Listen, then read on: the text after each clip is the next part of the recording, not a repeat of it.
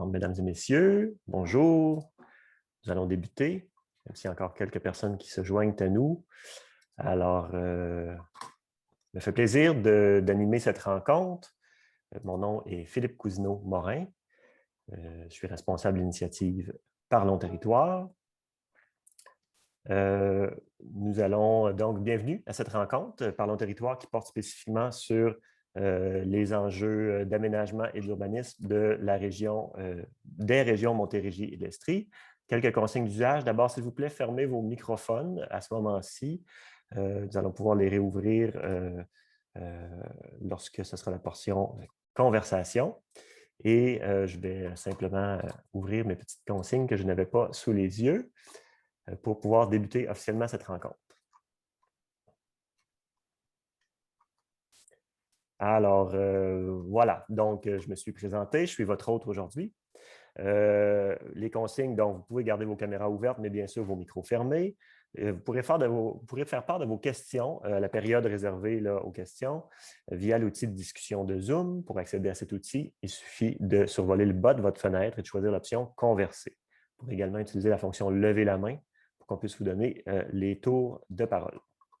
L'événement d'aujourd'hui est enregistré. Il sera rediffusé dans la portion, notamment les portions de conférence. Et pour celles et ceux qui souhaiteraient poursuivre la rencontre au-delà de l'heure annoncée de 13h30, on vous invite officieusement à poursuivre jusqu'à 14h avec les gens qui souhaiteront rester à ce moment-là.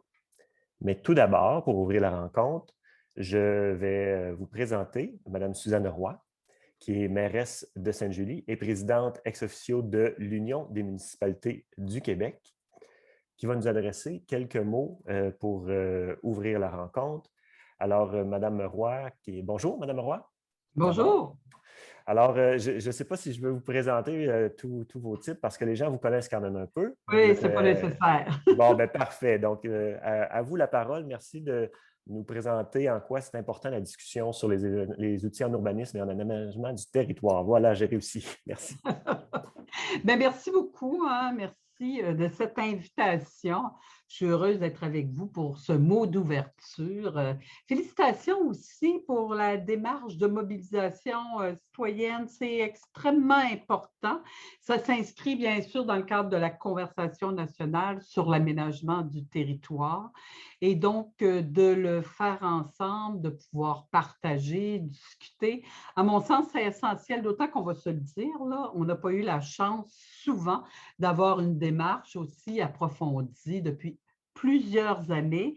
Et c'est nécessaire parce qu'évidemment, notre société évolue, l'aménagement évolue, l'urbanisme évolue. On a de grands défis pour l'avenir, donc c'est d'autant plus important de prendre le temps de s'arrêter, de réfléchir. Et ces enjeux sont extrêmement importants pour l'Union des municipalités, mais je vous dirais vraiment dans un sens extrêmement large. Vous allez voir pourquoi je vous dis ça, parce qu'on ne peut pas, je pense, limiter notre réflexion ou notre conversation à modifier la loi sur l'aménagement et les territoires, quelques autres petites lois accessoires, sans avoir vraiment pris la peine de réfléchir sur les défis de l'avenir, sur ce qu'on doit faire et comment on peut mieux le faire. Parce que pour certains, la ville, elle peut tout faire. Mais non, on est régi par des règles, on est régi par des budgets. On a évidemment un carré délimité, mais si on veut pouvoir répondre aux grands défis de l'avenir, je pense que nous devons aller en profondeur dans cette discussion-là et s'assurer qu'au-delà des grands principes, on aura les outils pour intervenir et les mettre en application. D'ailleurs, au niveau de l'Union des municipalités, on participe activement justement à cette démarche gouvernementale pour l'élaboration d'une stratégie nationale d'urbanisme et d'aménagement du territoire.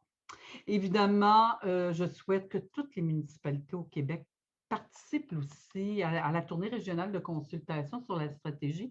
C'est d'autant plus important qu'on doit avoir les municipalités de toutes les régions du Québec, qu'on doit avoir les plus petites municipalités, les plus grandes, les plus rurales, les plus urbaines, pour qu'on puisse vraiment se doter d'outils qui répondent aussi à la diversité des municipalités, à la diversité des territoires. Et ça, à mon sens, c'est essentiel. Donc, j'invite tout le monde à participer justement à cette grande conversation nationale. faut revoir, bien sûr, le cadre pratique de l'urbanisme, qui n'a pas trop évolué avec le temps, même si les défis se font de plus en plus grands. Et dans le cadre de cette discussion-là, l'Union des municipalités, on a identifié des enjeux qu'on ne peut plus ignorer. Et je vous dis, là, il y a certains éléments dont on parle depuis des décennies en disant on a besoin de ces outils-là pour pouvoir mieux travailler, mieux intervenir. Je vous parle de la loi, entre autres, sur l'expropriation qui n'est pas adaptée. Elle n'est pas du tout adaptée pour les municipalités pour la protection, entre autres, des milieux naturels, la localisation optimale des équipements publics. Bon, on entend tout le débat sur les terrains de golf. Alors, évidemment, cette loi existe, mais quand on fait le compte, et le résultat souvent de certains processus d'expropriation, on voit là qu'on n'a souvent pas le moyen de nos ambitions. Par exemple, on le vit même chez nous sur la protection de boisés.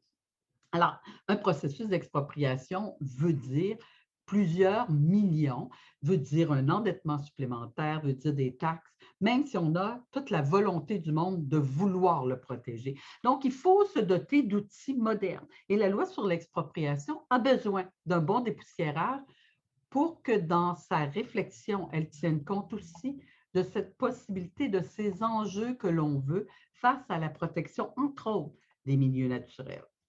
Alors, bien sûr, on pense à la protection juridique. Je vous parlais de la loi sur l'expropriation, mais nombre de municipalités au Québec ont des poursuites pour expropriation déguisée, justement parce elles ont souhaité, comme municipalité, sauvegarder les milieux naturels.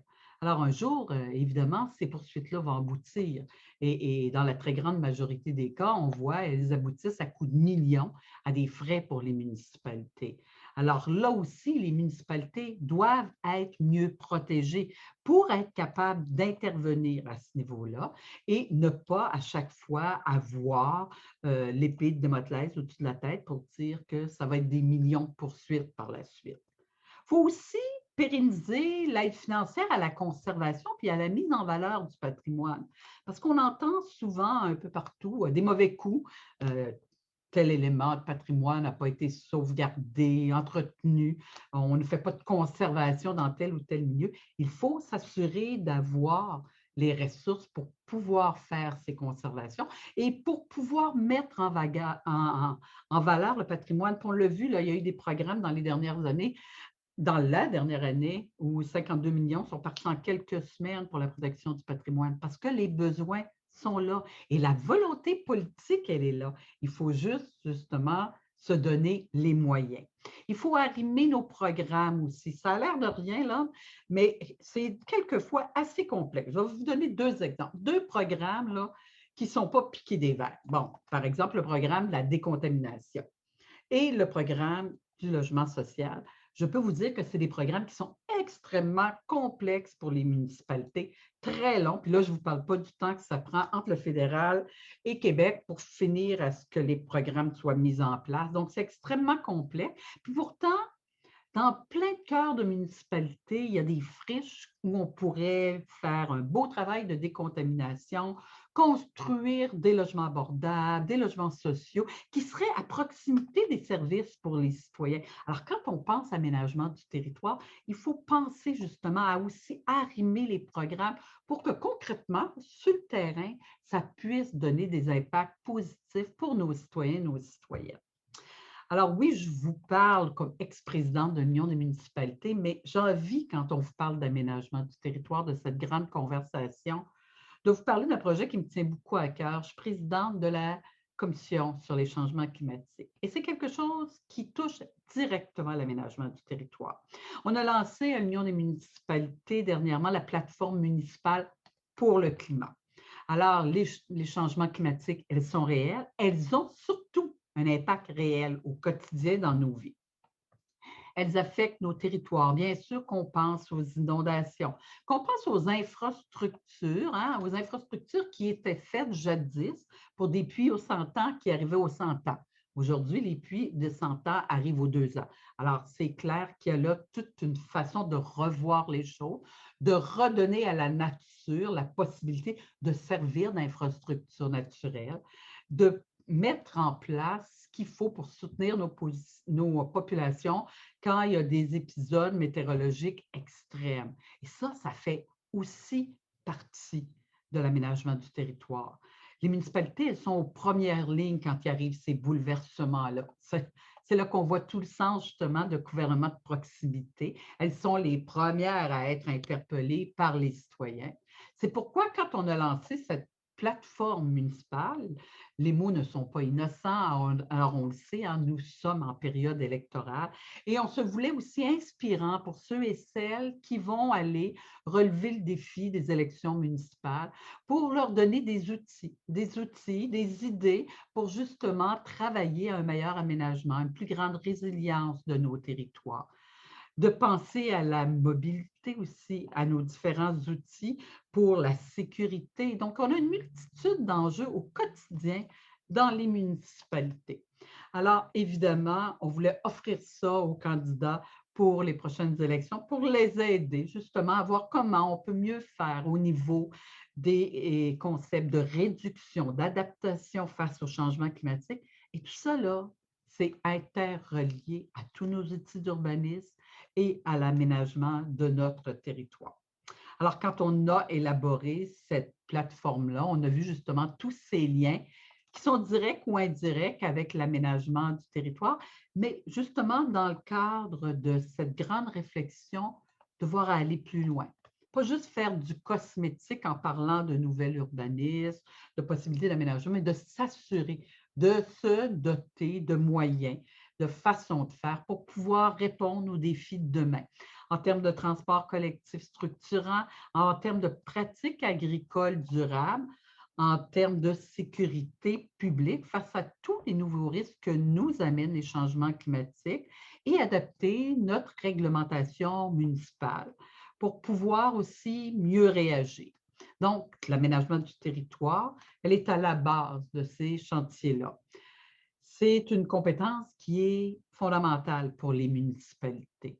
C'est notre véritable rôle de proximité. Alors, justement, vous allez me permettre de vous faire un petit peu de publicité. Alors, on va présenter la plateforme de l'UMQ le 10 juin prochain en séance d'information virtuelle. Alors, il est possible de vous inscrire en utilisant notre site Web et vous allez voir que, selon moi en tout cas, ça a un lien direct avec cette grande conversation nationale sur l'aménagement, sur l'urbanisme, cette stratégie nationale pour que demain, nous soyons outillés pour faire face à ces réels défis d'aménagement, à ces réels défis climatiques.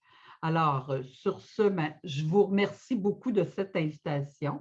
Je vais vous écouter avec attention et je vous souhaite de très bonnes discussions et surtout que nos discussions, elles soient porteuses pour changer les choses en profondeur, pour qu'on puisse avoir les moyens, les outils de nos ambitions. Merci. Merci beaucoup, Madame Roy. Alors, vous mettez très bien la table, le pourquoi de cette rencontre aujourd'hui. Je pense que je n'ai pas beaucoup besoin d'en dire plus. On est rendu à cette grande conversation. Il est nécessaire là, vraiment de le faire. Puis d'ailleurs, je vois que dans la salle, il y a plusieurs gens des différentes municipalités, des régions qu'on visite aujourd'hui. Alors, merci beaucoup pour votre mot. D'ailleurs, pour la portion qui est en ligne là, de la plateforme de l'Union des municipalités, on la mettra dans l'outil Converser pour les gens qui veulent aller voir. Puis peut-être aussi si on retrouve le lien pour la présentation du 10 juin, si vous voulez vous inscrire. Alors, merci beaucoup.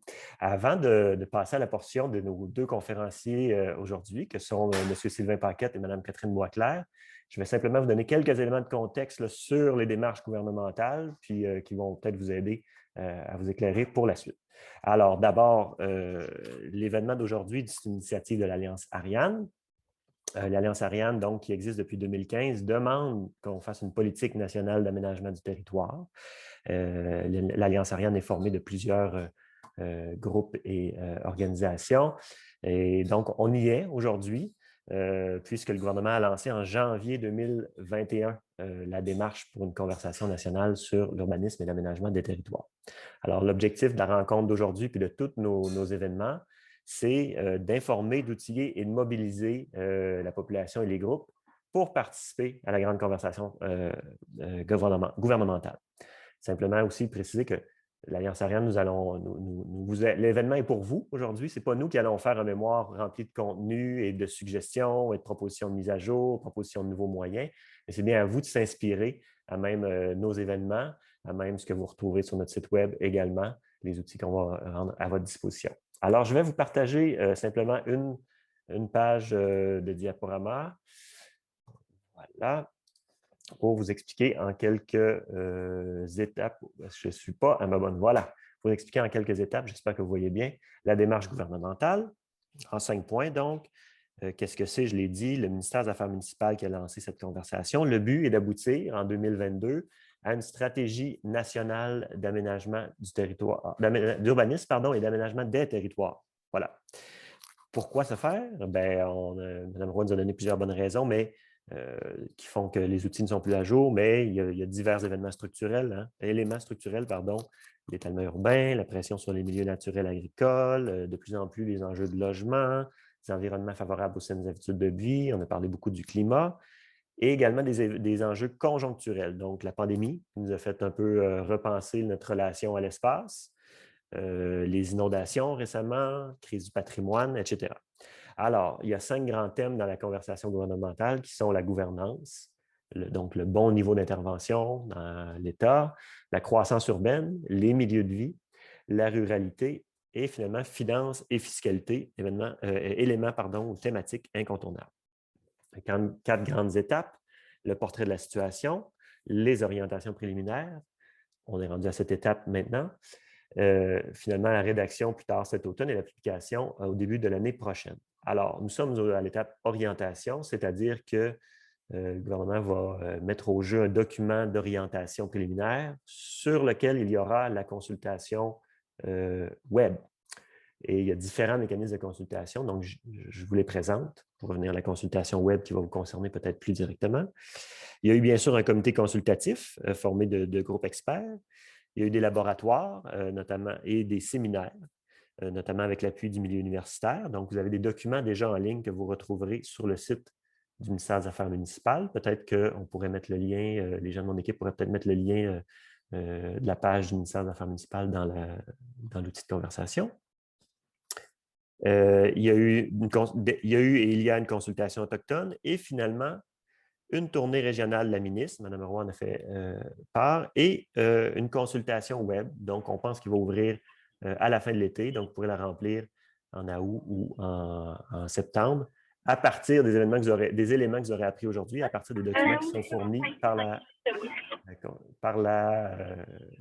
conversation. Alors, j'entends quelqu'un, s'il vous plaît, vous pouvez fermer vos micros si vous n'avez pas la parole. Merci. Alors voilà, c'est ce que je voulais vous partager.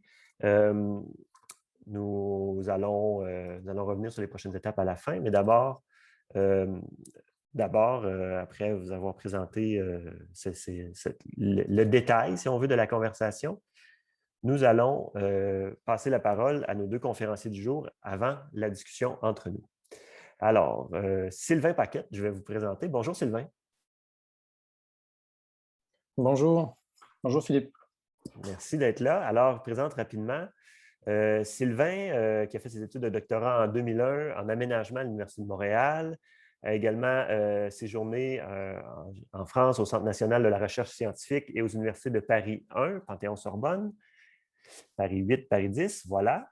Il est professeur titulaire à l'École d'urbanisme et d'architecture de paysage et depuis 2017, le titulaire de la chaire en paysage et environnement de l'Université de Montréal. Également chercheur à la chaire UNESCO de la même institution. Il agit comme membre du comité de direction du réseau interuniversitaire d'études urbaines et spatiales qui s'appelle Ville, Région, Monde. Donc, ses travaux s'inscrivent dans le domaine de la sociologie des paysages, abordent en ce sens la question du paysage comme un phénomène de valorisation sociale et culturelle des territoires, tant en milieu urbain, périurbain que ruraux. Et donc, il y a également des expériences pratiques, là, je pense que Sylvain va nous présenter à cet égard. Et je termine en disant qu'il est lauréat en 2016 d'un prix d'excellence nationale de l'Association des architectes paysagistes du Canada dans la catégorie recherche pour le livre Yule MTL, Paysage en mouvement. Alors, Sylvain, à toi la parole. Merci, merci Philippe. Je vais tout de suite passer au partage de la petite présentation. que j'ai préparé pour l'occasion. Donc, merci. Bon, vous voyez la présentation? Oui, on voit bien, merci. OK. Euh, ben, merci de l'invitation, Philippe. Merci à l'Alliance Ariane. Je pense que c'est très important d'avoir ces conversations sur le territoire. Et moi, bon, j'en ai profité pour aborder la question, comment on peut agir sur le territoire à partir de, je dirais, d'une approche paysagère, compte tenu, bon, la chaire en paysage travaille depuis plusieurs années sur ces questions. Et ce que j'aimerais souligner, effectivement, c'est que, bon, ce n'est pas de la recherche qui se fait uniquement dans notre tour d'ivoire, là, en tant qu'universitaire, mais on est sur le terrain et on fait des projets en relation, en partenariat, notamment avec les municipalités. Donc aujourd'hui, j'aimerais aborder notamment un projet, bon, qui est en cours avec bon, un travail de développement d'une vision stratégique d'aménagement qu'on fait avec la municipalité de Saint-Constant et aussi avec la MRC de Roussillon en Montérégie. Donc, avant d'aborder cette, je dirais, ce projet-là, cette expérimentation-là, j'aimerais ça définir, en tout cas, préciser ce qu'on entend par paysage. Parce que le terme paysage, c'est un terme qui est, je dirais, qui a plusieurs sens. Et je reprendrai les mots de Mme Roy tout à l'heure qui a dit ce n'est pas que du cosmétique. En fait, de notre côté, le paysage, ce n'est pas que le cosmétique. Ce n'est pas seulement un décor, ce n'est pas non plus seulement que de la verdure. Le paysage, c'est, comme on le voit, c'est un regard qu'on porte sur un territoire. Ça peut être un milieu naturel, ça peut être le produit de l'intervention humaine, ça peut être les deux à la fois, mais c'est d'abord et avant tout un concept de valeur, pardon, et un concept de valeur qui est effectivement qui est fluctuant dans le temps en fonction des enjeux et de l'évolution donc des valorisations sociétales qu'on porte donc sur ces territoires-là. Évidemment, ça a aussi une connotation économique d'une certaine manière parce que on va valoriser le territoire. Pourquoi?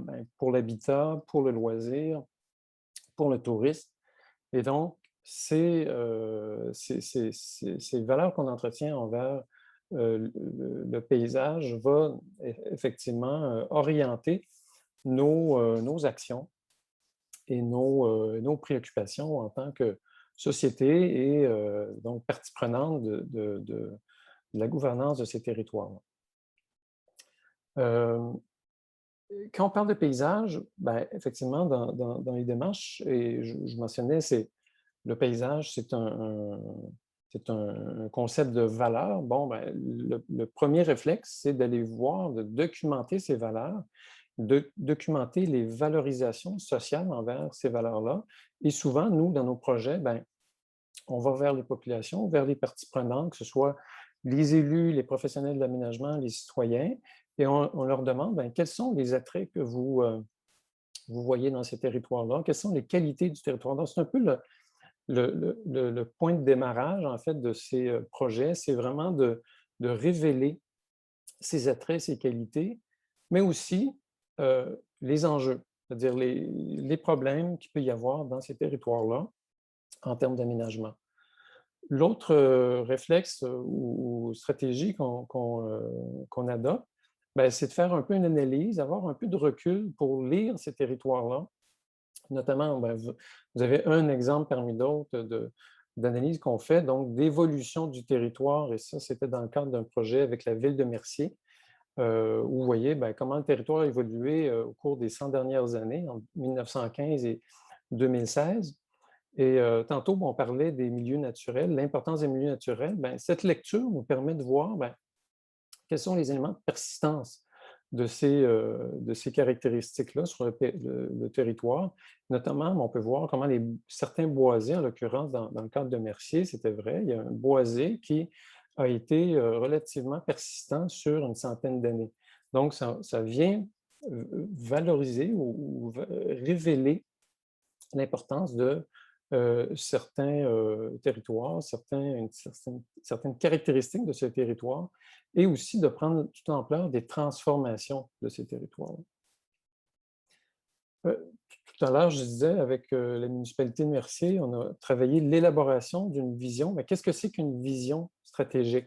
Hein, en fait, c'est d'amener la question du paysage vraiment à un niveau stratégique, donc en amont des outils, de l'élaboration d'outils urbanistiques ou en amont, pardon, en amont des processus de planification urbaine. Et donc, ben, il s'agit de documenter, en fait, quels sont les enjeux. Ben, les enjeux, ça peut être, en fait, soulevé quand il y a un lieu qui est menacé, une vue qui est menacée, en termes l'intégrité d'une vue, par exemple, sur un territoire. Ça peut être la qualité d'un environnement, la qualité d'un patrimoine qui est mise à mal. Donc, on fait une espèce de recension de ces enjeux-là, mais aussi de documenter les aspirations, quelles sont comment les populations, les parties prenantes projettent le devenir, donc les transformations à venir du territoire. Et aussi, ben, c'est de voir les opportunités, c'est-à-dire les occasions de projets que la ville a en tête, que les MRC ont en tête, mais aussi que les citoyens peuvent aussi identifier. Donc, c'est ces trois ingrédients-là qui permettent d'identifier une vision stratégique d'aménagement. Donc, c'est nécessairement un travail donc, de planification à long terme.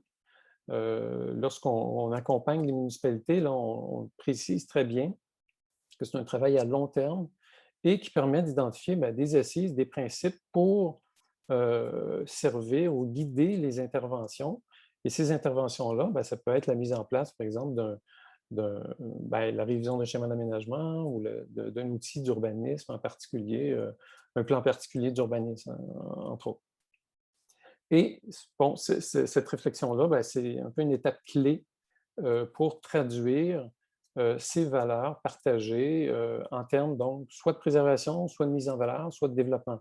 Donc, quand on pense au paysage, ce n'est pas uniquement de la préservation, ça peut être aussi du développement, mais qui s'inscrit dans une volonté intégrée de ce développement-là.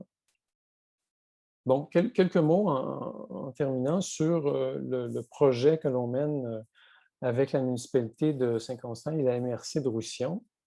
Donc, vous voyez, on parle de co-création des paysages urbains, en fait, parce que c'est un travail qui s'inscrivait dans un...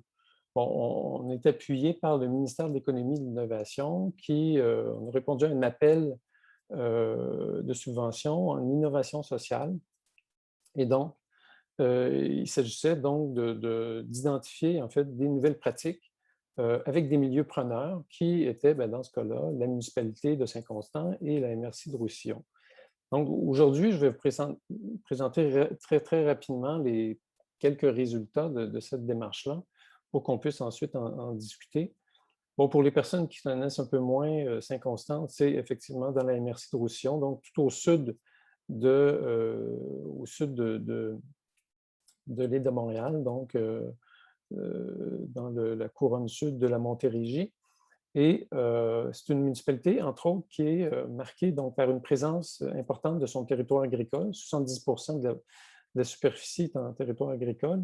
Et le milieu, le périmètre d'urbanisation, en fait, est enclavé entre différents axes routiers, dont notamment au sud, l'autoroute 30. Et bon, ce caractère enclavé, je dirais, fait en sorte que ben, le noyau villageois qui est au sud de la municipalité se trouve en fait en situation de dévitalisation depuis plusieurs années. Et donc, parmi les enjeux qui sont ressortis au départ dans ce travail-là, ben, ça a été de redonner une certaine vitalité, une attractivité de ce noyau villageois qui a perdu un certain nombre d'activités commerciales du fait qu'au nord, vis-à-vis l'axe de la route 132, ben, il y a eu un certain nombre de migrations d'activités commerciales dans les dernières décennies qui expliquent en fait cette dévitalisation. L'autre enjeu aussi qui a été abordé, c'est ben, en fait toute la question de la densification.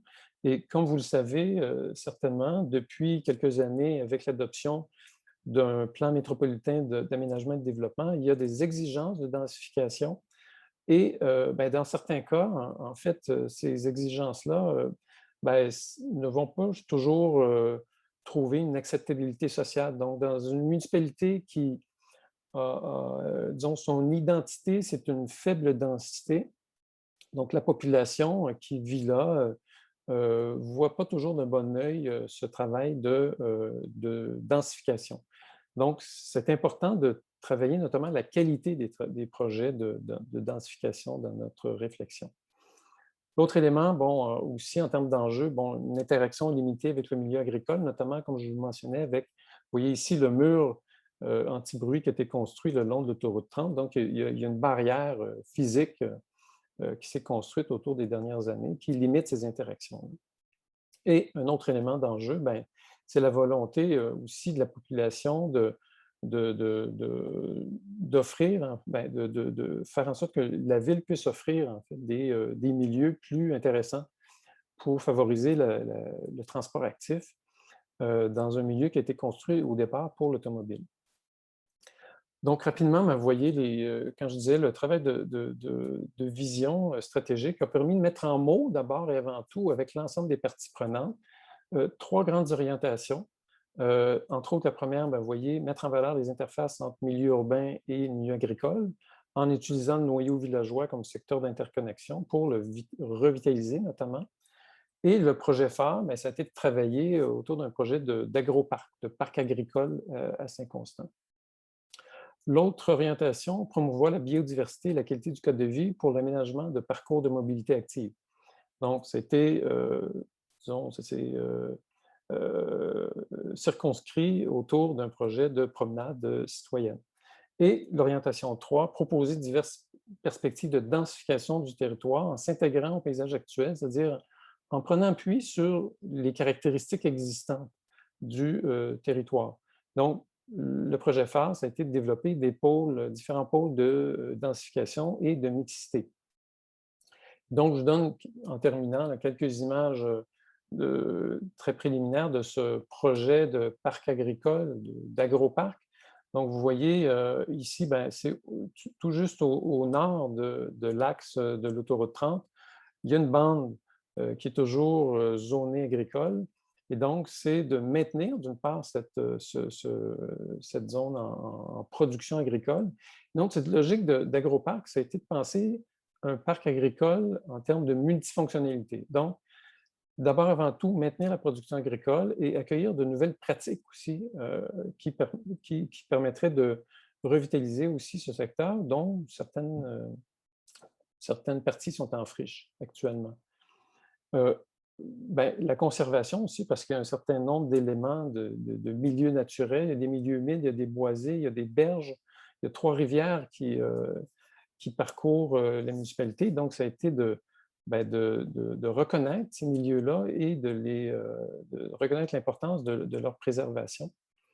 Et enfin, de profiter en fait, de cette proximité avec le milieu urbain pour créer aussi des espaces de loisirs et notamment profiter du passage de la route verte qui traverse la municipalité de Saint-Constant.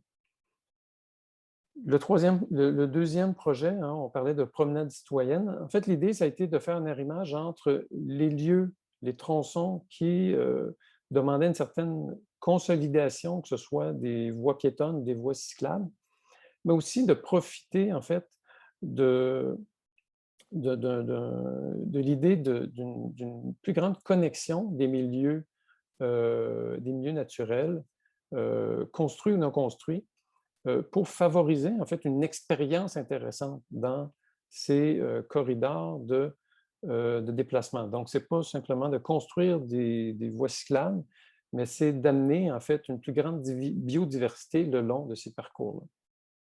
Et en terminant, cette densification, tantôt je parlais de l'importance d'aller au-delà du seuil quantitatif, c'est-à-dire d'amener plus de logements à l'hectare, mais c'est de penser ces nouveaux milieux-là de plus grande densité à partir d'une amélioration, en fait, du cadre de vie. Donc, entre autres, ce projet-là qui est à même le noyau villageois, ben, c'est de penser en fait une densification qui, d'une part, s'intègre au milieu existant en termes de hauteur, en termes de volumétrie. Hein, souvent, quand les citoyens voient densification, ils voient toujours la tour, la tour d'habitation 20, de 10, 20, 25 étages. Donc, c'est un peu de défaire cette image-là et de voir que on peut densifier en faisant les choses autrement, en amenant de la qualité, en amenant une intégration avec les réseaux piétons, cyclistes, et en rapprochant aussi ces milieux-là, notamment, vous voyez la rivière ici, Saint-Pierre, qui passe tout près de ce milieu-là. Donc, il y a des connexions importantes qui sont à faire, en plus d'apporter une plus grande mixité en termes de fonctions. C'est que ce n'est pas seulement du résidentiel, c'est aussi du commercial.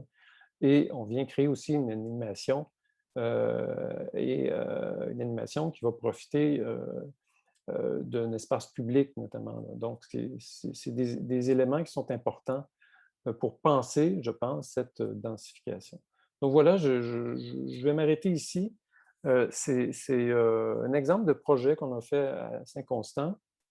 On va bientôt passer à je dirais à l'étape de diffusion des résultats. Donc, ça va être, entre autres, il va y avoir un guide de gestion qui va découler de ce travail-là, donc qui vont pouvoir profiter à d'autres municipalités au Québec. Donc, je pense que l'idée, c'est de construire sur cette expérimentation-là pour pouvoir travailler, en fait, les bonnes pratiques à travers d'autres projets au Québec. Merci. Merci beaucoup, M. Paquette. C'est très, très intéressant. J'ai beaucoup apprécié vos images fortes là, du départ. Bien sûr, les images de la fin qui nous projettent un peu plus, là, mais les images fortes du départ, là, entre autres, là, sur le mur anti-bruit et sur les appartements entourés de fils électriques au-dessus d'une maison qui est poursuivie. Je pense que ça nous met bien dans le contexte là, dans lequel nous avait mis Mme Roy d'expliquer que nos outils en urbanisme avaient une raison d'être, mais ils ne sont plus suffisants. C'est-à-dire là, on a protégé le territoire agricole jusqu'à l'extrême limite de ce qui est l'autoroute. Oui, on a répondu quantitativement à l'objectif de densification du PMAD, mais dans les deux cas, on n'est pas dans la qualité, on n'est pas dans l'intégration, on n'est pas dans l'harmonisation, on n'est pas dans ce que vous avez dit par rapport à l'intégration, de la compréhension du paysage. Fait que vraiment, moi, je trouve ça très intéressant. Puis aussi, je veux ressouligner, là, vous avez dit les 3 composantes pour une vision en aménagement, parce que c'est ce qu'on est appelé à réfléchir aussi, là, notre vision territoriale au Québec. Vous avez dit c'est à la fois les enjeux, c'est nos aspirations, c'est les opportunités. Alors, on ne va pas nécessairement s'entendre sur une vision tout le monde, mais je pense qu'il y a probablement beaucoup d'enjeux sur lesquels travailler, beaucoup d'aspirations, puis un certain nombre d'opportunités sur lesquelles on peut s'entendre qui vont nous aider à construire une vision là, québécoise du territoire. Puis vos enjeux qui étaient très spécifiques à la Rive-Sud s'appliquent à plein d'autres endroits. Alors, merci beaucoup pour ça. Merci. Donc, les gens qui auront des questions, on pourra poursuivre un peu plus tard dans la période d'échange. Maintenant, je vais dire bonjour à Catherine Boisclair. Bonjour, Catherine. Alors, Catherine, je te présente rapidement avant de te céder la parole. Donc, Catherine Boisclair est urbaniste et possède une formation en aménagement du territoire, de même qu'en sciences politiques et en journalisme. Elle a acquis une expertise en développement urbain durable et en mobilité, notamment par l'analyse et la rédaction de politiques publiques sur ces thèmes. Depuis 2018, elle coordonne le projet Oui dans ma cour, je pense que tu vas nous en parler aujourd'hui, à l'organisme Vivre en ville. De 2016 à 2018, elle a œuvré comme conseillère en aménagement et urbanisme au ministère des Affaires municipales et de l'occupation du territoire, donc qui s'appelle maintenant MAMACH, afin de contribuer au renouvellement des orientations gouvernementales en aménagement du territoire, dont celles portant sur les milieux de vie. Et antérieurement à Vivre en ville de 2011 à 2016, Catherine a participé à la rédaction de guides et de mémoires, à des missions d'études, de même qu'à la formation et l'accompagnement des municipalités. Alors, je vois le titre de ta présentation, Vers un dialogue constructif sur la densification. Catherine, la parole est à toi. Oui, merci. Je pars un petit chronomètre parce que j'ai vraiment envie de discuter avec vous. Donc, ça fait vraiment plaisir d'être là aujourd'hui pour Parlons Territoire. Pour la petite histoire, en 2015, j'ai contribué au lancement de l'Alliance Ariane pour soutenir en fait cette idée d'une stratégie nationale en aménagement du territoire, en urbanisme. Puis je suis très fière de voir où on en est aujourd'hui. Puis je suis surtout très fière de voir à quel point ça mobilise, qu'on sorte enfin des cercles plus fermés de la profession, puis qu'on s'allie avec la population sur ces sujets-là. Comme disait Philippe, je pense qu'on ne va pas s'entendre sur tous les moyens, mais de faire entendre une voix forte sur le besoin des milieux de vie de qualité, de se doter d'espaces de dialogue là-dessus, c'est crucial. Donc là, on a un espace de dialogue à l'échelle nationale, mais moi, je vais vous parler d'espace de dialogue aussi à l'échelle locale. Donc, comment on fait au Québec pour passer d'une certaine dynamique d'opposition à une dynamique de collaboration sur les transformations urbaines qui sont nécessaires pour accueillir une croissance de la population qui est présente, tout en bonifiant nos milieux de vie existants. Comment on fait de la densification gagnant-gagnant? Donc, pour ceux qui ne connaissent pas Vivre en ville, voici notre mission. Donc, une définition du développement durable appliquée au territoire, finalement. Et comme vous le savez, chaque jour, il faut réinventer qu'est-ce que ça veut dire, mais on y travaille concrètement avec le milieu municipal. J'ai beaucoup aimé la présentation de M. Paquette qui parle d'analyse fine du territoire. Quand on accompagne les milieux municipaux, on part toujours Vivre en ville. C'est notre méthode, notre démarche d'une analyse fine des composantes du cadre bâti, des milieux naturels, du patrimoine arboricole. On va toujours s'intéresser à ce qui est déjà là pour voir comment on transforme ces milieux-là pour plus de voisins, et moins d'étalement, mais des milieux de vie de qualité. Donc, on travaille à l'ensemble des échelles d'intervention. Il y a des organismes qui se spécialisent plus à l'échelle du bâtiment ou à l'échelle de la rue. Nous, on va travailler aussi à l'échelle du quartier, des régions. Donc, toujours dans une idée de cohérence des interventions à toutes ces échelles-là. Ce qui n'est pas simple, c'est complexe, mais c'est notre intention. Je souligne notre principal partenaire financier, qui est le gouvernement du Québec via le programme Action Climat Québec. Finalement, Sylvain l'a bien positionné. Nos collectivités font face à des défis multiples. On veut protéger nos territoires agricoles, les mettre en valeur. Même chose pour nos milieux naturels. Dans le sud du Québec, on le sait, il en reste peu. C'est souvent les milieux les plus sensibles qui restent à protéger. On veut réduire nos émissions de gaz à effet de serre. On veut une vitalité, une convivialité urbaine. On veut des finances publiques équilibrées. Réduire notre consommation énergétique, l'accessibilité aux activités par l'ensemble des modes de transport, puis pour l'ensemble des populations, la sécurité routière, la santé publique. Je pense que la crise de la COVID a soulevé un enjeu, mais on a aussi toute la question du vieillissement actif ou juste du fait des modes de vie physiquement actifs, de l'accès à une saine alimentation. Donc, on a une panoplie de défis, puis en même temps, on accueille une croissance de la population. Il y a des besoins en logement. Comment on répond aux besoins des logements des Québécois tout en faisant face à l'ensemble de ces défis-là.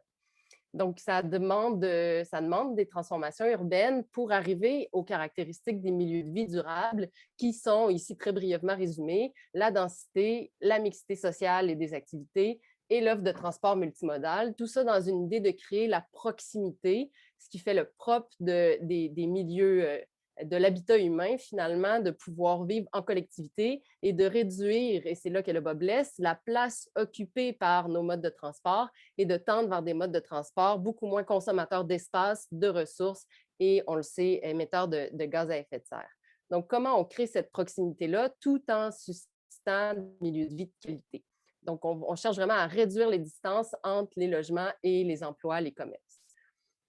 Et pour ce faire, l'idée, ce n'est pas de créer des nouveaux quartiers à la marge de la ville qui sont en tout point exemplaires, puisqu'on a déjà des territoires urbanisés, mais des tissus très lâches qui comportent des opportunités de redévelopper la ville sur elle-même.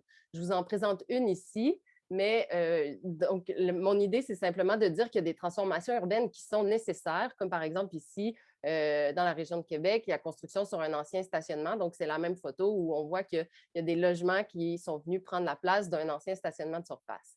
Vivre en ville, on travaille beaucoup à démontrer l'éventail des possibles, des formes que peut prendre la densification. Et quand on fait des recommandations aux municipalités, on va s'inspirer du déjà là, des formes existantes pour une intégration réussie. Et on ne le fait pas n'importe où, cette densification-là. Elle se fait nécessairement dans des lieux stratégiques.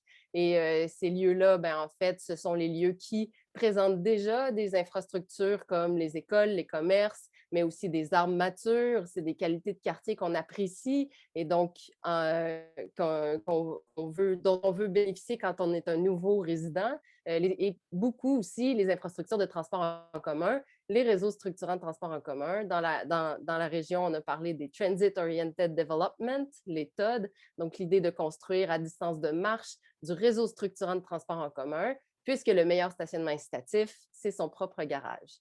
Donc, on veut reconstruire la ville sur elle-même dans les lieux où on va pouvoir vivre dans des milieux de vie de qualité déjà à la base et sans, évidemment, urbaniser des nouveaux territoires.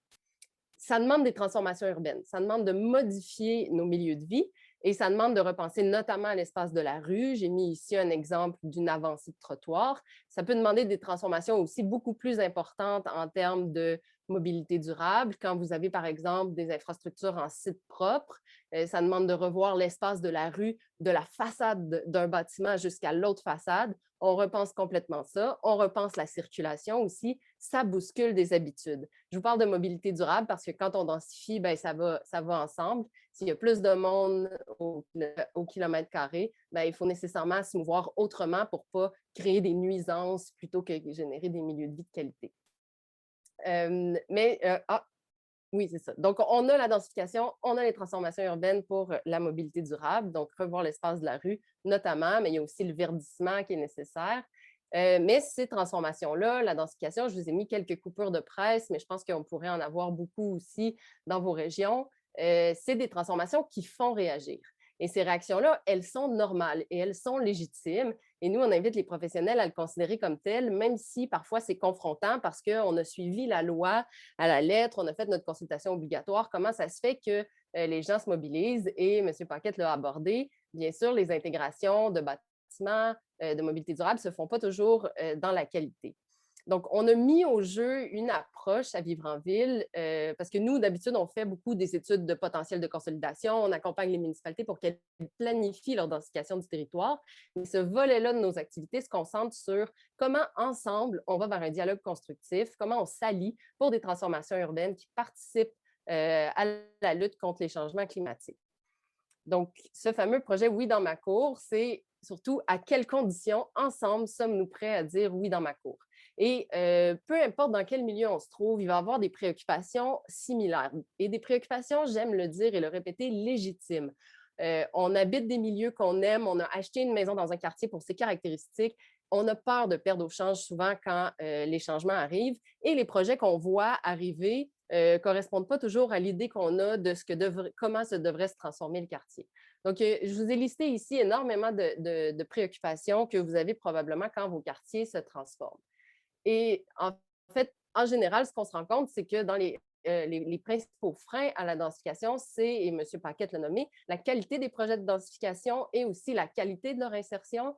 Bon, on voit ici une cour asphaltée. Si on ne repense pas la place de l'automobile, c'est sûr qu'en plus, ce ne sont pas nécessairement des lieux désirables à long terme pour des gens qui veulent y vivre, mais aussi pour les voisins.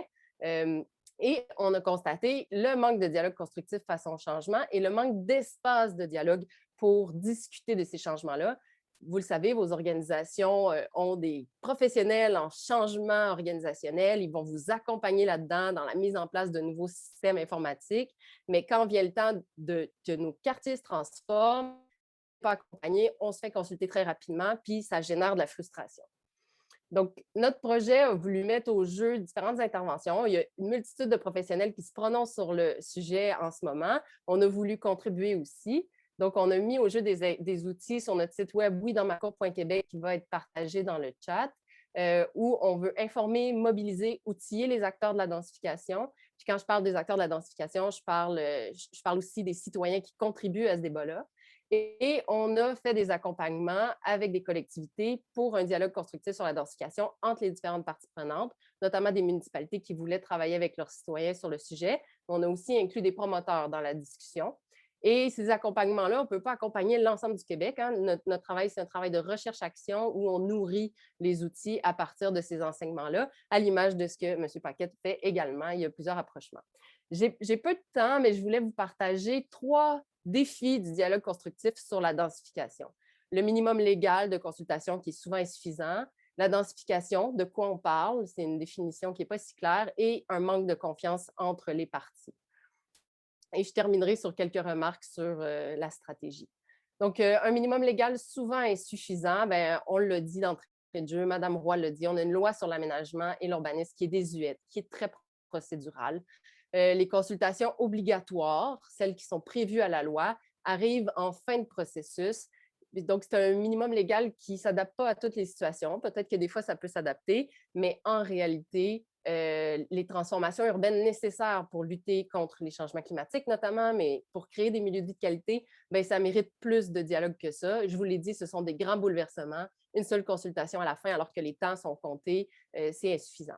Et dans les pistes de solutions, bien, il y a des municipalités et des promoteurs qui sont proactifs et qui mettent en place ce que j'appelle des consultations facultatives, c'est-à-dire que ce n'est pas prévu à la loi, mais elles mettent en place des démarches de participation active. Je vous ai mis ici 2 exemples. La première photo, c'est une démarche, on a travaillé avec la ville de Deux-Montagnes, notamment sur la densification de son TOD, et un exemple de promoteur qui veut repenser le site d'un centre d'achat qui est localisé très stratégiquement à Québec, le long d'un axe de transport en commun. Bien, ça va être une transformation importante, il y aura de la densification, et là, on est vraiment en amont sur aimez-vous les galeries Charlesbourg, qu'est-ce que ça représente pour vous, aimez-vous y consommer, qu'est-ce que vous aimez. Puis, donc, on est très, très en amont dans le processus, il n'y a même pas de permis de déposer. Voilà.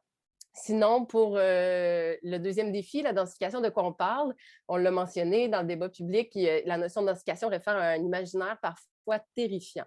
Est-ce qu'on devrait utiliser un autre terme? On peut en discuter. Consolidation, requalification, hein, l'idée de donner des nouvelles qualités à un milieu ou à un bâtiment. La densification verte, donc on vient nécessairement à coller le fait que, certes, il y a de l'ajout de logement, mais il y a aussi l'ajout d'espaces verts. Les transformations urbaines, c'est un terme qu'on utilise. Vous pourrez me dire ce que vous en pensez. Puis parmi les solutions, bien, il y a clarifier de quoi on parle. Puis là-dessus, Vivre en ville, on contribue là-dessus dans le projet Oui dans ma cour, à travers une exposition itinérante, des conférences, des fiches aussi, tout savoir sur la densification sur notre site web.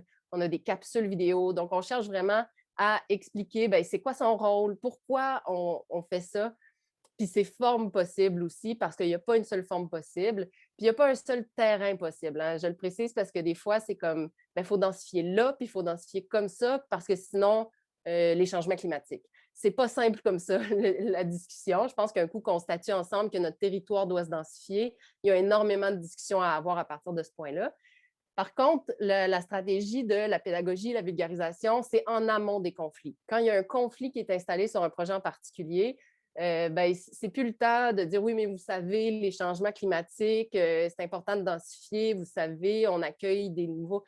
Oui, ça fait partie de la discussion, mais quand il y a un conflit qui s'installe, il faut d'abord entendre les émotions difficiles, donner un espace aux préoccupations, puis souvent, il y a une relation de confiance à reconstruire. Je vais y venir sur le 3e défi. Mais pour terminer sur l'idée de clarifier de quoi on parle, ben, il y a toute l'idée d'humaniser la discussion. Pour qui on... Et je vous présente Jean-Claude et Liliane, qui habitent dans un nouveau bâtiment dans un quartier à Québec. Cohabitat Québec, qui est quand même un projet connu à l'échelle du Québec. Et c'est un nouveau bâtiment qui est certes venu boucher des vues, créer plus d'ombrage. C'est un bâtiment multilogement qui accueille une population diversifiée. Mais ils ont réussi à créer de la qualité avec une cour intérieure partagée. Puis c'est sûr qu'eux, ils ont un mode de fonctionnement collectif assez particulier. Mais donc, nous, on s'est attelés sur le site Oui dans ma cour à faire des portraits de la densification, montrer qui sont ces gens. Puis on recherche d'ailleurs des personnes qui voudraient témoigner. On a surtout trouvé des gens dans les milieux très urbains. Donc, peut-être que vous aurez des gens à nous suggérer. Donc, tout ça pour dire, la densification n'est pas un but en soi, c'est un moyen d'arriver à nos fins, puis c'est important de parler des milieux de vie de qualité de la ville que nous voulons. Le dernier défi, il y a un manque de confiance entre les parties, clairement. Actuellement, on vit dans une réalité où il y a une crise de confiance envers les institutions publiques. La commission Charbonneau nous a démontré des stratagèmes qui ont créé énormément de suspicions envers le milieu de la construction, nos autorités municipales. Il y a des choses qui ont été mises en place pour contrôler, mais il reste que la confiance est ébranlée du public envers nos institutions. Il y a une recherche de reconnaissance aussi de l'expression citoyenne, de votre expertise d'usage. Puis dans le débat public, ce qu'on constate aussi, comme dans le contexte, il y a un a priori défavorable envers les nouveaux logements en général, mais surtout envers les bâtiments multilogements. dès qu'on prononce le mot tour, le mot condo, il y a quelque chose de très péjoratif d'associé à ça et de très... il y a un enjeu culturel aussi à ça. On ne s'identifie pas à ce mode de vie toujours. C'est un changement majeur qui bouscule aussi. Puis, ce n'est pas évident, comme je vous l'ai dit, quand c'est un changement, de travailler dans des temps courts avec des délais légaux qui courent pour adopter les règlements. L'urbanisme, c'est un univers complexe. Puis, juste le fait de ne pas se comprendre, de comprendre dans quelle étape on est rendu du processus ou qui décide, comment ça fonctionne, juste ça, ça peut créer des tensions puis faire en sorte que le dialogue ne se passe pas puis que c'est une dispute finalement. Puis finalement, il y a une démonisation des partis qui est bien ancrée. On va dire les citoyens sont égoïstes, ils ne font du pas dans ma cour. On va dire les promoteurs, eux, ils veulent juste des profits. Les municipalités, ils veulent juste faire des taxes. Donc, on démonise vraiment les autres partis, ce qui fait en sorte que ça n'aide pas à discuter, créer des environnements sécuritaires pour discuter de la ville que nous voulons. Dans les solutions, créer des relations avec les parties prenantes en amont des conflits potentiels, par exemple, au moment où on dresse les enjeux, le diagnostic qu'a mentionné M. Paquette, ben, c'est le moment d'entrer en relation avec les différentes parties prenantes parce qu'il n'y a pas encore des décisions à prendre. On est plus au moment de quels sont les enjeux qu'on rencontre, quelles sont nos aspirations. J'ai beaucoup aimé cette appellation. Donc, ensemble, on réfléchit déjà à ce moment-là, on crée une relation de confiance, on apprend à travailler ensemble. Puis éventuellement, quand il y a des choix difficiles à faire, ben, on se connaît, puis on arrive à mieux travailler ensemble dans un contexte plus tendu. On va vouloir aussi, les municipalités, les promoteurs, créer un environnement prévisible pour ces débats-là. Par exemple, les municipalités se dotent de politiques de participation, prennent des engagements envers leurs citoyens sur les étapes que vont traverser les projets, les types de participation. Puis un environnement prévisible aussi, c'est user de pédagogie sur l'urbanisme et la densification, comme je le disais, pour que les gens sachent, bien, PIA, PPU, CCU, PMAD, CMQ, tous ces acronymes-là, on évolue dans quel univers? Puis le rôle des professionnels est en évolution pour supporter un dialogue constructif. Donc, toute l'importance d'anticiper les préoccupations potentielles dans le design de projet, puis aussi aller vers des techniques de mobilisation. Parce que souvent, ce qu'on voit, c'est qu'il y a des exclus du dialogue.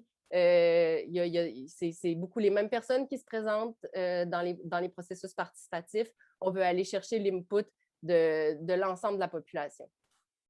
On a mis des outils au jeu à ce sujet-là, notamment une trousse de bon voisinage. Catherine? En conclusion, puis je ne vous ai pas parlé d'exemple, mais on a travaillé avec la ville de Sainte-Catherine sur un site en particulier. Je voulais aussi vous mentionner Saint-Jean-sur-Richelieu. On a travaillé avec eux sur leur stratégie de développement durable qui est en amont de leur plan d'urbanisme. C'était très intéressant, puis c'est encore en cours. Puis on m'a demandé aussi des exemples en Estrie, vivre en ville, mais je ne connais pas bien cet exemple. On a travaillé avec Saint-Camille sur comment continuera de croître le village dans un contexte aussi de on veut une vitalité du noyau villageois. Donc, toutes ces questions-là. Merci, Catherine. Puis, je suis content que tu finisses sur un exemple rural. On a eu une question là, ou un commentaire de Louise là, dans le chat qui nous disait comment les messages de densification peuvent passer là, dans les régions rurales, dans les deuxième, troisième couronnes, parce qu'on a l'impression, je prends les mots de Louise, l'impression d'avoir beaucoup de territoires laisse croire que l'étalement urbain ne les concerne pas au détriment des milieux naturels. Je trouve que c'est important parce que c'est un peu toute la question que vous avez soulevée d'abord, Sylvain, puis ensuite toi, sur bien comprendre nos enjeux avant de, en amont des choix de projet pour pouvoir aller vers cette densification qu'on comprend qui est utile et qui est nécessaire partout. Puis je reviens là, sur la question de qu'est-ce qui est la vision, c'est les enjeux, les aspirations, les opportunités sur lesquelles on devra s'entendre. C'est juste pour ouvrir la période de discussion. Mais la dernière chose que moi, je veux aussi souligner, Catherine, que j'ai vraiment, on dirait que j'ai arrêté sur cette phrase-là, tu as dit, moi, je travaille avec des promoteurs, puis ils sont ébahis parce qu'ils disent, j'ai suivi la lettre à la loi. Et là, je me retrouve avec des problèmes d'acceptabilité sociale. Donc là, je trouve que ça, encore une fois, ça met tout à fait en lumière le cadre, tu l'as dit, procédural, en fait, là, des lois et des outils qui ne sont pas adaptés à ce qu'on a besoin de faire à ces jours-ci.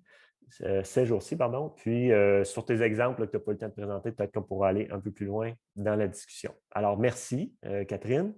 Alors, on va passer à la période de discussion. Je vais juste qu'au rappel des consignes. Donc, on va favoriser Je vois déjà une main levée. On va faire oser les gens qui veulent prendre la parole au microphone, puis je verrai s'il y en a qui veulent utiliser l'outil Converser. Donc, je vous invite à utiliser la fonction « Lever la main » dans Zoom. On va donner quelques tours de parole dans la salle, peut-être des 2 à 3 minutes chacun, puis pas nécessairement des allers-retours avec les conférenciers. Donc, j'invite les conférenciers à prendre en note les questions, puis vraiment un format table ronde.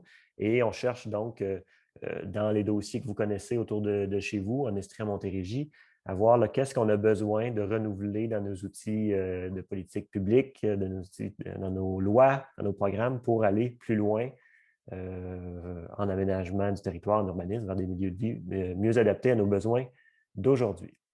Alors, j'essaie de voir la salle. Voilà, ça va m'aider. Bon, il y a M. Bugeaud qui a la main levée. Alors, je pense qu'on va commencer avec vous. M. Bugeaud, la parole est à vous, si vous voulez bien ouvrir votre micro. Est-ce que vous m'entendez? Oui. Bonjour. Je prends la parole au nom aussi du mouvement citoyen Dernier Espace Vert de Chambly. Alors, mon point est le suivant. Lorsqu'on lit, vous allez me permettre de lire, hein, parce que je n'ai pas retenu par cœur ma question. Lorsqu'on lit l'information circulant au sujet de la protection d'air naturel, il semble qu'on accorde généralement de l'importance exclusivement aux aires où l'on observe la présence d'espèces préoccupantes, vulnérables ou menacées, ces aires étant qualifiées de grande valeur écologique.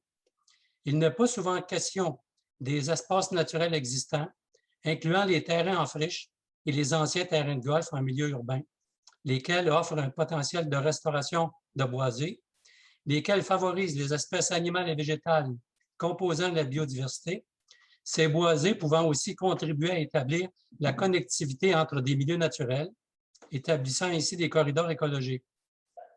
Pourtant, il importe aussi de protéger et de créer des espaces favorisant le maintien ou le retour d'espèces dont l'habitat est précaire ou a disparu. Ces terrains sont souvent à proximité des citoyens pour les plus grands bienfaits sur leur santé. Ils deviennent l'objet de compétitions directes entre les projets de développement immobilier, résidentiel et industriel. Question. Connaissant les impacts indéniables reliés au changement climatique en cours et la poursuite de l'un des objectifs de la Stratégie nationale d'urbanisme et d'aménagement des territoires, soit l'objectif de développement de milieux de vie durables, sains et de qualité, quelles actions sont-elles souhaitables, exception faite de la démarche de modification de la loi sur l'expropriation, afin d'aider les administrations municipales à renverser cette situation où disparaissent graduellement ces espaces de manière irréversible une fois que ces espaces sont construits et minéralisés, créant aussi des îlots de chaleur. Merci. Merci, M. Bugeaud. Alors, c'est effectivement tout le fond de la question. Là. Comment doter les municipalités de meilleurs outils? Vous l'avez dit, la loi sur l'expropriation, je pense qu'on est plusieurs à s'entendre que ça ne fonctionne pas. Mme Rouen en avait parlé. Moi aussi, je fais des liens là, avec les présentations. Vous avez parlé donc des milieux, oui, à protéger, mais les milieux existants, les milieux naturels dans les collectivités. Je repense à M. Paquette là, qui nous parlait des noyaux villageois qui sont parfois dévitalisés. Il peut y avoir là aussi des milieux d'intérêt. Est-ce qu'il y a quelqu'un d'autre qui voudrait intervenir, à la fois pour répondre à la question de M. Bugeaud et faire part de ses préoccupations? Sinon, je vais peut-être repasser la parole aux panélistes. Est-ce que vous avez des éléments de réponse ou sinon, je vous relance en vous disant là, concrètement, là, allons vers les propositions. Qu'est-ce qui devrait se retrouver dans la stratégie nationale? Est-ce que Mme Roy, vous voulez intervenir?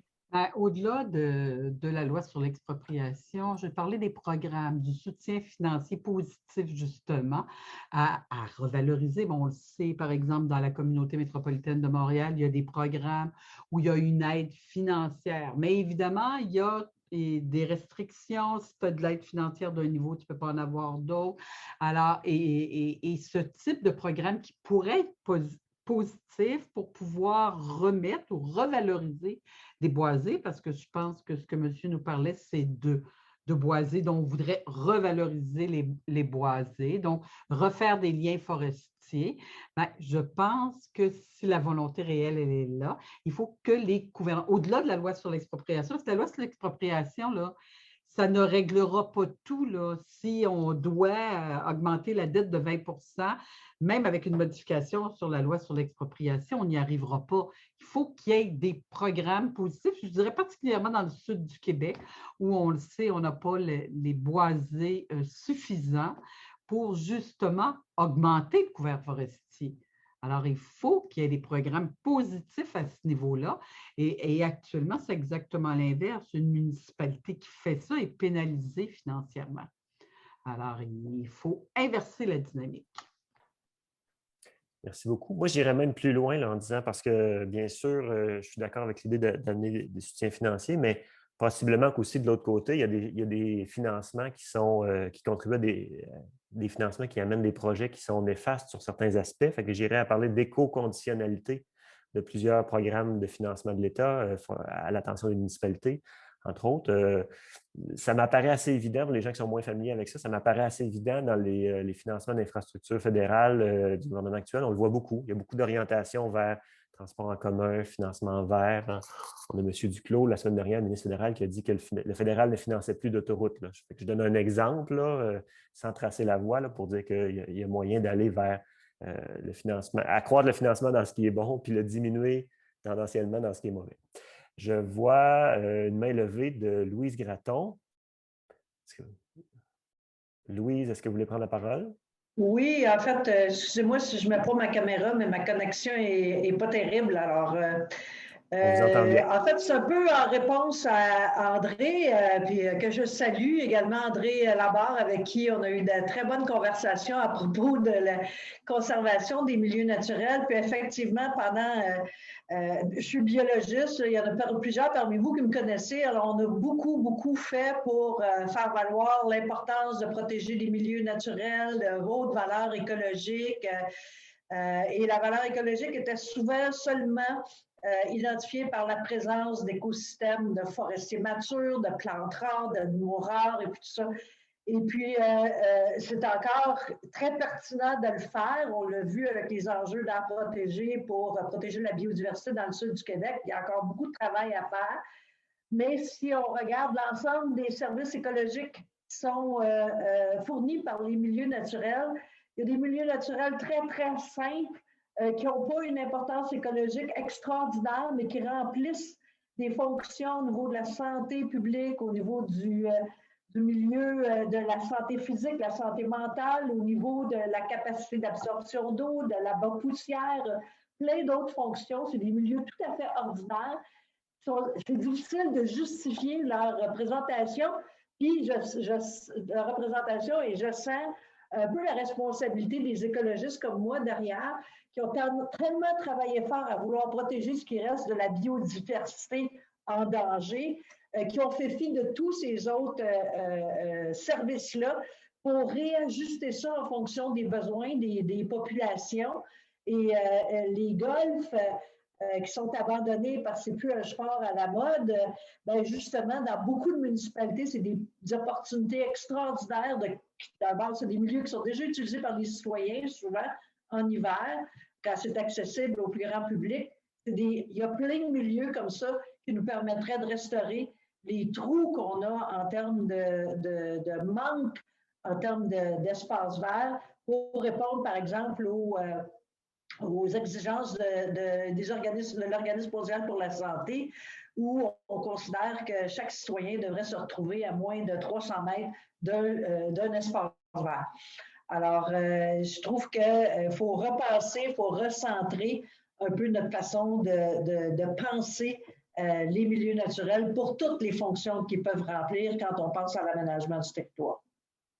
Merci, Louise. Puis merci aussi de nous donner un indicateur. Là, je n'avais jamais entendu ça, moi, mais c'est le genre de choses qu'on peut nommer dans une politique des objectifs, que chaque citoyen vive à moins de 300 mètres d'un espace vert. Ça serait une recommandation là, que tu nous présentes de l'OMS, si j'ai bien compris. Oui. Alors, très intéressant. Très bon commentaire. Je vois deux autres mains levées, Jacinthe Caron et Samuel Pagé. Donc, dans cet ordre-là, Jacinthe, est-ce que tu veux intervenir? Je pourrais, sauf... Oups, ma caméra, je pense qu'elle est décentrée. Je pourrais, sauf que je pense que c'est Samuel qui avait levé sa main en premier, donc je ne sais pas, Samuel, c'était peut-être même sur le sujet précédent. Moi, c'était un autre sujet. Tu peux y aller. OK, bon, parfait. Donc, je suis au Conseil régional de l'environnement de l'Estrie. Merci beaucoup pour les présentations.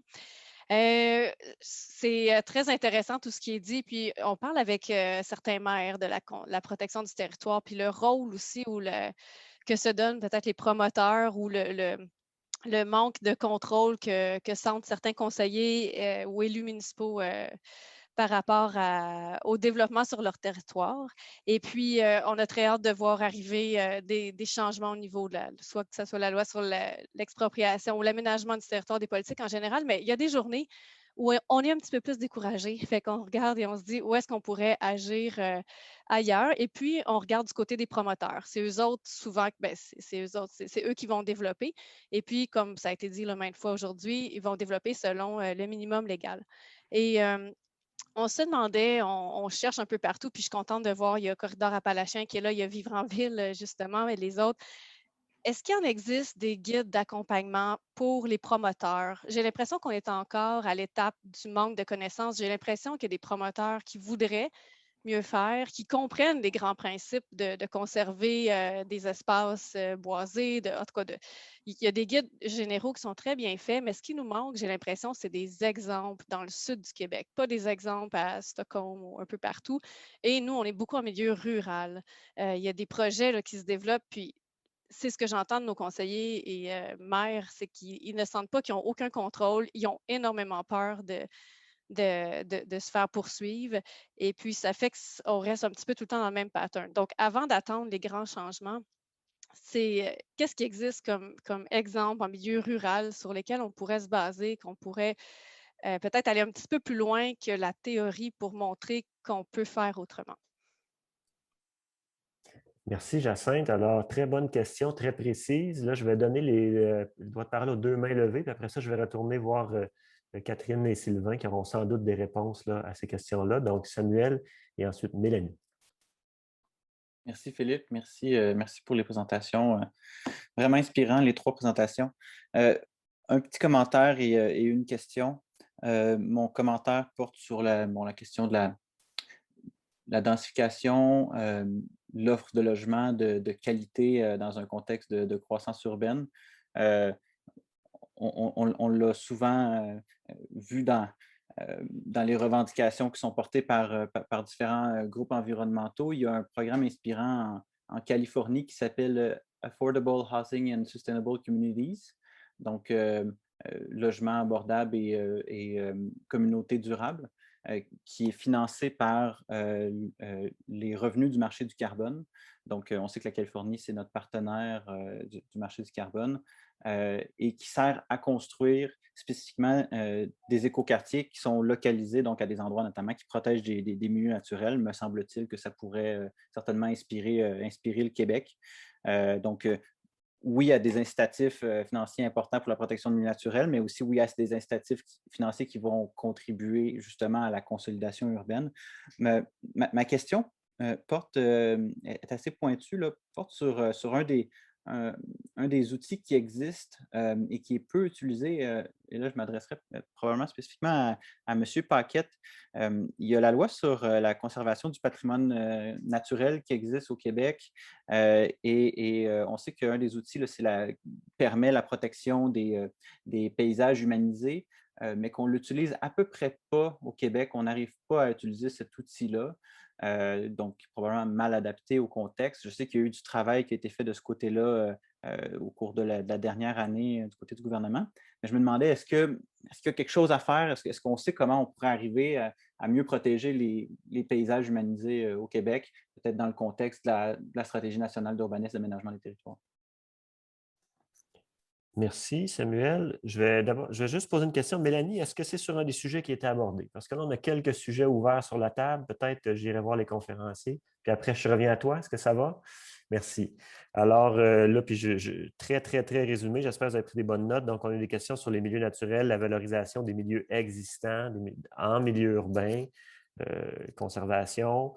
Donc, Jacinthe nous a parlé des promoteurs, comment travailler pour continuer à éduquer le privé sur les enjeux, entre autres, de densification. Puis finalement, une dernière question de Samuel, là, je n'ai pas bien noté, là, mais la loi sur la conservation du patrimoine, je pense que c'est bien ça.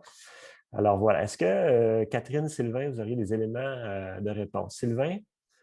Oui, oui, je peux commencer. Je commencerai peut-être par la dernière question de Samuel, puis je remonterai ensuite. Malheureusement, je n'ai pas une réponse, disons, très précise. Ce que je peux dire, c'est effectivement, c'est qu'à l'intérieur de la loi sur la protection du patrimoine naturel, il y a le statut de paysage humanisé qui a été, qui existe depuis 2002.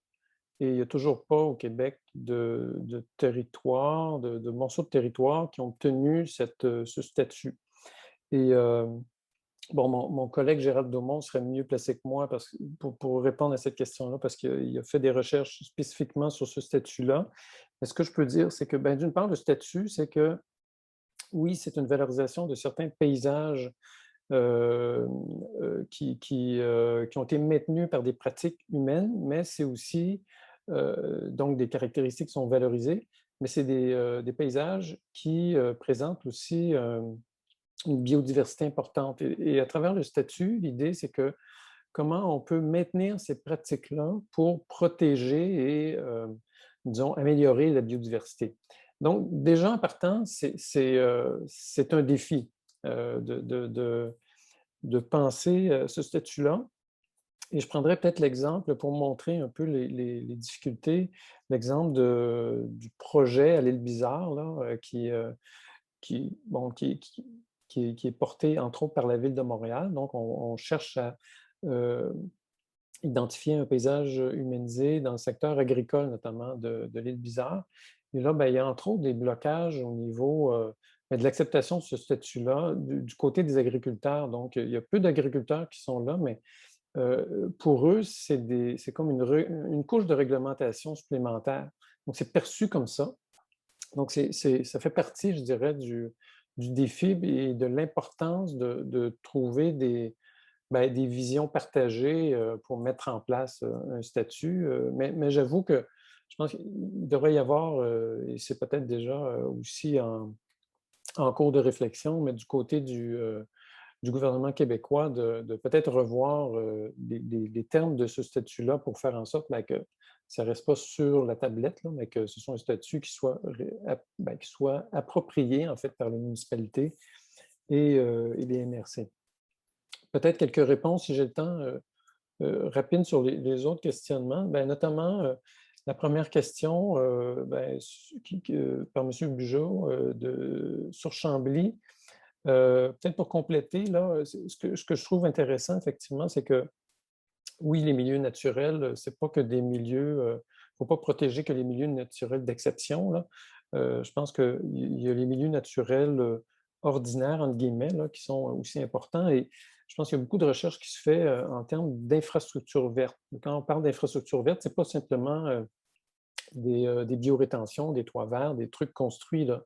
C'est aussi je dirais, la nature existante là, qui est présente dans l'ensemble des milieux. Et en Montérégie, quand on pense il y a eu une baisse importante, entre autres des boisés, c'est lié directement à la pratique agricole. Donc, vous voyez, c'est que il faut aller jusqu'aux politiques agricoles d'une certaine manière pour protéger les milieux naturels. Donc, ça pose l'importance de penser le territoire au-delà je dirais, des lieux d'intervention, des secteurs d'intervention portés par les ministères, mais il faut avoir une vision multisectorielle. Et pour répondre aussi à cette question-là, je reviendrai sur le projet de Saint-Constant, qu'on a pensé à notamment pardon, au corridor de biodiversité. On a dit qu'il faut partir de l'existant, c'est-à-dire c'est quoi les infrastructures vertes? Oui, c'est des parcs, oui, c'est des berges, mais c'est aussi une ligne de transport d'hydro où il y a un corridor végétalisé. C'est aussi des bassins de rétention. Donc, c'est l'ensemble de ces infrastructures vertes plus ou moins transformées par l'humain, pardon, et qui font en sorte que on peut penser à une meilleure connexion des milieux naturels, des écosystèmes. Voilà. Peut-être une dernière petite intervention pour répondre la question de Jacinthe du Conseil régional de l'Estrie qui disait, est-ce qu'il y a des choses pour les promoteurs? Je n'ai pas nécessairement une réponse au sujet du guide, là, mais quand on a travaillé avec Mercier, quand la mairesse nous a dit oui, ce serait bien de développer une vision stratégique, elle me disait, bien, on a des terrains qui sont à développer, qui appartiennent à la municipalité, qui appartiennent à des promoteurs. J'ai énormément de pression comme ville. Là, m'a dit, j'aimerais ça avoir une vision claire de où est-ce qu'on s'en va avant de décider au cas par cas avec les propriétaires et avec les promoteurs. Donc, vraiment question l'importance d'avoir une vision de la part des municipalités, des MRC, des transformations qui sont souhaitables, de faire ces exercices-là pour que, ensuite, les municipalités puissent dire, bon, au-delà des règlements qui existent, là, parce que les promoteurs peuvent répondre aux réglementations sans faire nécessairement des projets exemplaires ou de qualité. Mais c'est de voir quelles sont les balises qu'on peut donner, quels sont les principes, les critères en termes d'aménagement, en termes de design pour orienter les promoteurs. Et je pense que là, il va avoir une bonne réponse. Donc voilà. Merci Sylvain. C'est le premier élément de réponse intéressant parce que je veux juste dire que la question de comment aider, aiguiller les promoteurs, les éduquer, elle a été posée dans nos autres rencontres Parlons territoire, celle sur le transport actif spécifiquement. Et donc là, tu nous donnes un premier élément de réponse qui est d'avoir une vision qui devient un peu un canevas de choix ou de sélection. Catherine, sur cette question spécifiquement, aurais-tu d'autres éléments à nous pointer Oui, peut-être? J'entends Jacinthe, le découragement, on ne lâche pas déjà. Je pense qu'entre nous, on peut s'encourager, mais bon, je pense que les MRC ont aussi un rôle à jouer.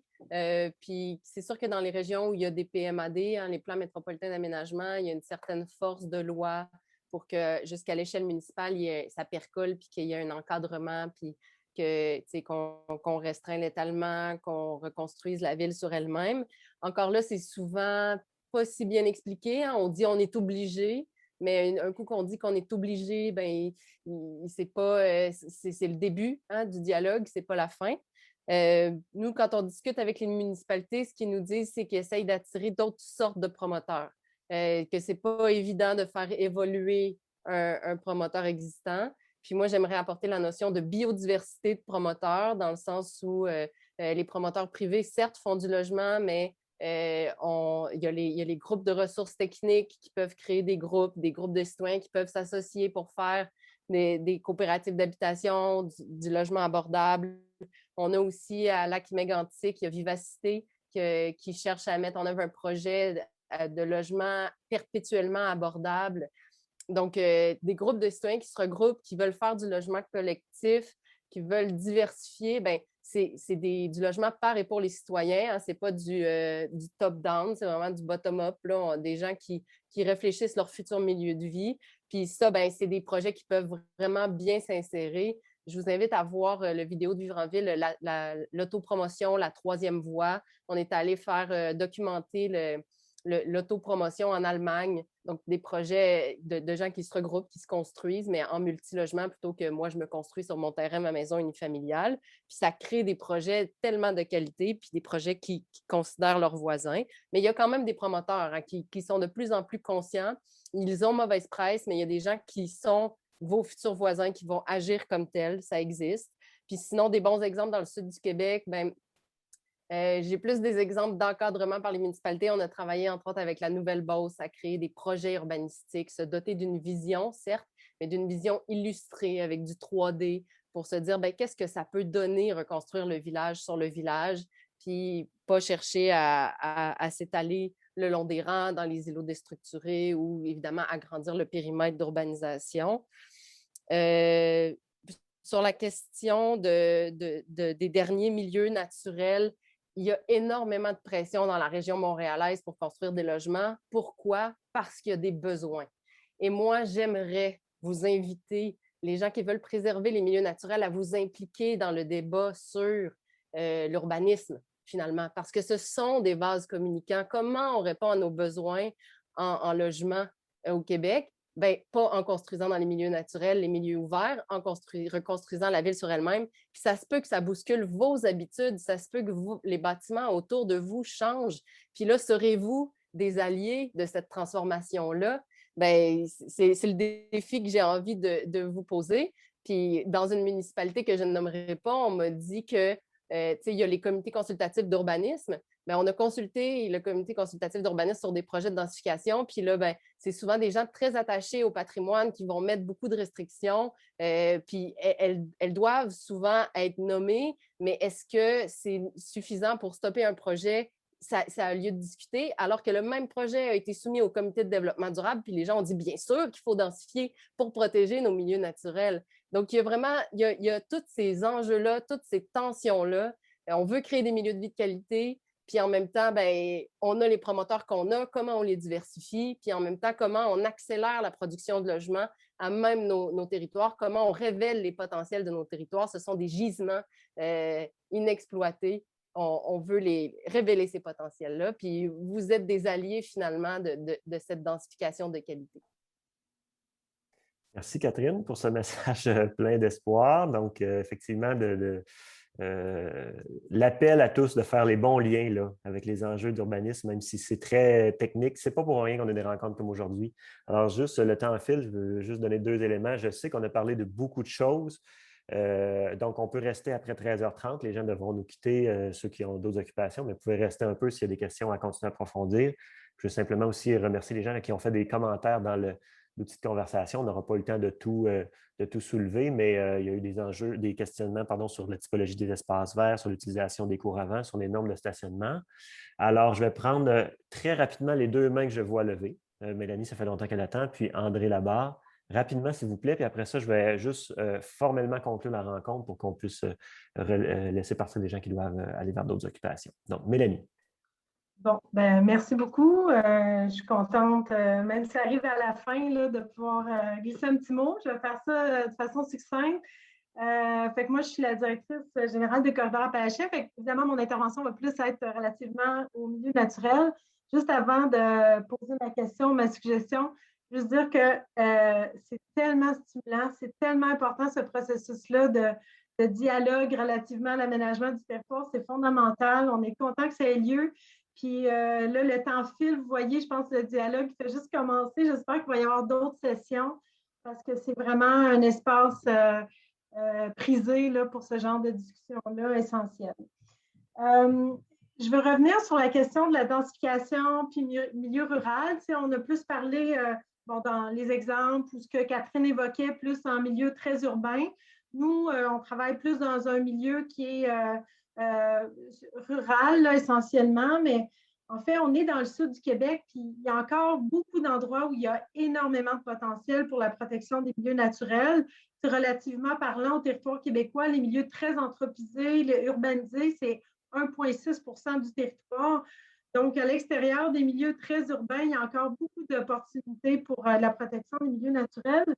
Puis, un des souhaits, nous, qu'on a, c'est vous le savez, le gouvernement fédéral, la communauté internationale, le fédéral, le provincial s'en va vers le nouvel objectif de protection de 30 % des milieux naturels d'ici 2030. Donc, ça va arriver très rapidement. Puis nous, une des lacunes ou un des aspects qu'on trouve qui est vraiment manquant, je pense qu'il serait vraiment approprié qu'il soit inclus dans cette stratégie nationale-là, c'est qu'il y ait une imputabilité des instances municipales à l'égard de ces objectifs-là, parce qu'on n'y arrivera jamais comme collectivité à atteindre ces objectifs-là si l'ensemble des sphères de la société civile n'est pas interpellé dans cet objectif-là. Et puis, ben, les municipalités, l'aménagement du territoire, c'est la clé de voûte pour atteindre cet objectif-là, à mon avis. Et quand je parle d'imputabilité des municipalités, ce n'est pas pour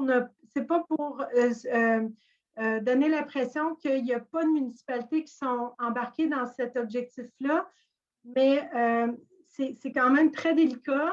Puis, il y a des municipalités qui commencent à prendre un leadership, en tout cas dans notre région, à prendre des leaderships vraiment inspirants en cette matière. Puis, elles se font dire que c'est peut-être pas de leur ressort ou qu'elles vont un peu trop loin. Donc, je pense qu'il y a vraiment une opportunité de ce côté-là de remettre une place prépondérante aux instances municipales. Puis, 2 mini-suggestions super rapidement. Je pense que, tu sais, par rapport à l'étalement urbain, puis qu'en milieu rural, on a l'impression que ça nous rejoint pas. il faut revenir là, sur le fait que le paysage, l'espace, le territoire, ça fait partie des richesses les plus importantes qu'on a au Québec. Il faut qu'on cesse de gaspiller le territoire, puis qu'on ait une approche vraiment plus de vision à long terme puis de sens collectif à son égard. Et j'aimerais aussi beaucoup qu'on approfondisse la question de la fiscalité et de l'impact de la conservation vis-à-vis de la fiscalité municipale. En tout cas, dans la portion du territoire sur laquelle on travaille, c'est une grande préoccupation, puis on n'a pas les réponses. On se fait dire que, a priori, les actions de conservation retirent des revenus de taxation pour les instances municipales, mais j'aimerais, ça serait vraiment éclairant qu'on ait une vision plus élargie de ça parce que, justement, il y a beaucoup de gens, il y a des débuts d'études qui évoquent que ça crée de la richesse de protéger les milieux naturels parce qu'on va avoir une augmentation des valeurs en périphérie et en raison de tous les services et des bienfaits des milieux naturels. Donc, on approfondisse la question de la fiscalité à l'égard de la protection des milieux naturels en terre privée dans le sud du Québec. Merci. Merci, Mélanie. Juste avant de passer la parole à André, là, comme je vois qu'il y a des gens qui quittent, je vais juste vous partager mon écran pour que ça répond à ta question, Mélanie, y aura-t-il d'autres événements? Est-ce que vous voyez ma diapositive prochaines étapes? Je veux juste là, formellement remercier nos conférenciers et conférencières d'avoir été avec nous aujourd'hui et vous dire, on est en plein dans la conversation. C'est le moment d'aller plus loin dans les éléments. Et le gouvernement va rendre public son document de consultation dans les prochains jours sur le site du MAMACH. Donc, vous avez l'adresse. Nous tenons nous-mêmes d'autres événements. Il y en a des thématiques, des régionaux, donc mobilité collective le 10 juin, cœur de village le 14 juin. Je peux même vous annoncer en primeur le lundi 27 est un lundi ou 28 sur la connectivité, les corridors écologiques. On aura un événement spécifique là-dessus. Il reste également les régions de Montréal, Laval, Laurentides et l'Est du Québec. Donc, consultez parlonsterritoire.québec et utilisez notre mot-clic. Il y a divers documents, divers outils qui sont disponibles. Alors, c'est à vous. La balle est dans votre camp. Je ne sais plus si c'est ça l'expression, mais enfin, je suis fatigué, ça doit être ça. La balle est dans votre camp pour aller défendre tous les bons enjeux. On a parlé de plein de choses transversales aujourd'hui, extrêmement intéressantes.